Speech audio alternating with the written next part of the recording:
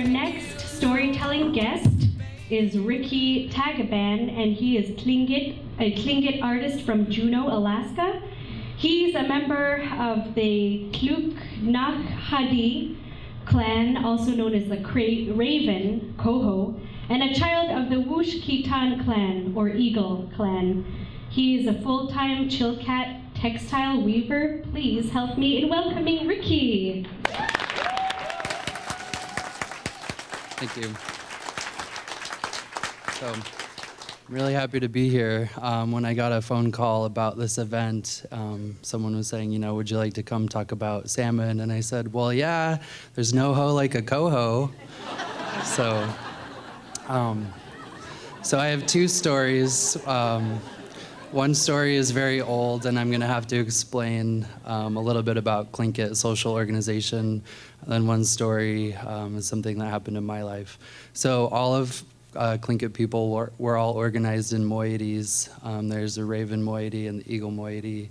And within each moiety, there's different clans, and all the Eagle clans are predatory. Like my father's clan is Eagle Shark. There's Eagle Wolf, Eagle Killer Whale. And the Raven clans are more omnivores. There's Raven Beaver, Raven Frog, and then my clan is Raven Coho. And so I'm going to talk about why my clan uses the coho as a crest. And you wear your crest to identify yourself and your community. And so anyways, this happened in or around Yakutat a long time ago. I don't know how long ago it was, but it was in ancient times. There was a young girl walking with two cohos.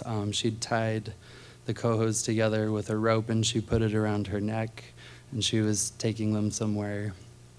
And she thought, hey, these look like these yarn earrings that women wear in our cry ceremonies. And at potlatches, there's a ceremony we do where the women line up kind of sideways in their front to back, and they sway in unison, and they have these earrings that just kind of flow. And it's a really slow song, and then they turn in unison, and they sway the other direction. And then for the third part, they're kind of convulsing and dancing very rapidly.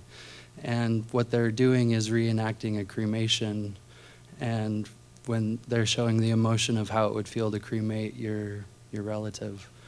And so she was carrying these cohos, and she laughed and she said, these look like the yarn earrings. And she started to imitate the women and how they dance in these ceremonies, which we still do today. And it was really rude, and it offended the coho spirit. And she was crossing a creek, and these cohos came to life, and they pulled her into the creek. And she went to live with the coho people.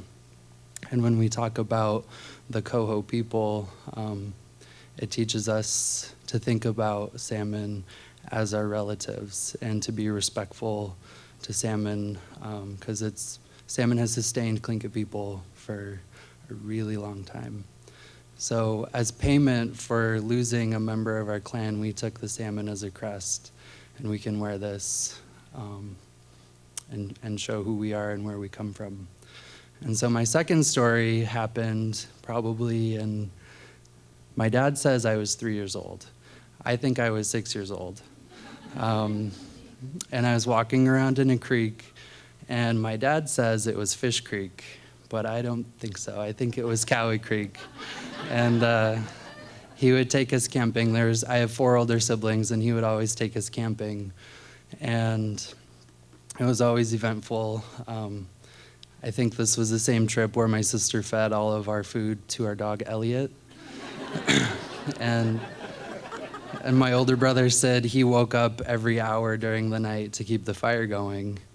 And we had no more firewood in the morning. And we had to leave early. So I think I was about 6 years old, and I had these neon orange boots, and I just thought they were the coolest things. And I was stomping around in the water, and I don't even know where my family was. They were somewhere on the creek fishing for kings or cohos. And the dollies like to come up when the salmon are spawning, and they like to eat the eggs. And this dog salmon thought my boots looked like eggs.